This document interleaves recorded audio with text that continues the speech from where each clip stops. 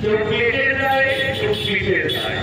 আমি পুলিশ ভাইদের উদ্দেশ্যে বলছি, আমি জানি আপনাদের কষ্ট কতটা। আপনারা আমাদের দরজা ভাঙবেন, বৌদ্ধদের টেনে নিয়ে যাবেন, যাওয়ার সময় গাড়িতে বলতে বলতে যাবেন, কি করবো দাদা বুঝতেই তো পারে, একটু দেখবেন আমাদের বলে কিনা।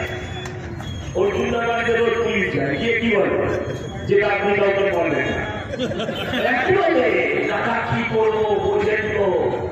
আমি বলি সেই পুলিশ কর্মীদের উদ্দেশ্যে যাদের বয়স 59-58, যা খুশি করুন, যাই করে করুন, কিন্তু যাদের বয়স 45-50, যাদের বয়স তার নিচে, দয়া করে তারা এটা করবেন না।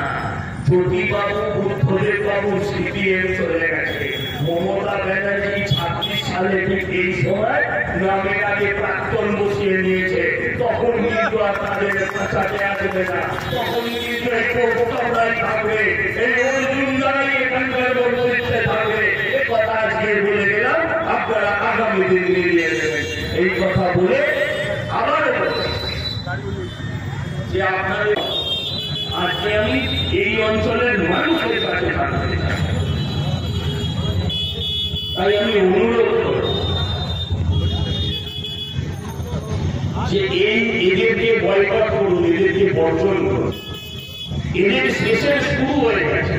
আমাদের শ্রমিকরা নতুন সভাপতি তিনি একটা কথা বলেছেন তৃণমূল সরকারের দেখা হলে হাত জোর করে অনুরোধ করবো, দয়া করে বিসর্জন শব্দটা বলবেন না, কারণ বিসর্জন দেবতার হয়, একে গাছতলায় বসিয়ে দেওয়া প্রচুর অপদেবতা দেবে, গাছতলায় বসিয়ে দিয়ে আসে। যারা এপার বাংলার ভোটিরা আছে তারা এটা একটা পুজো করে, দেখবে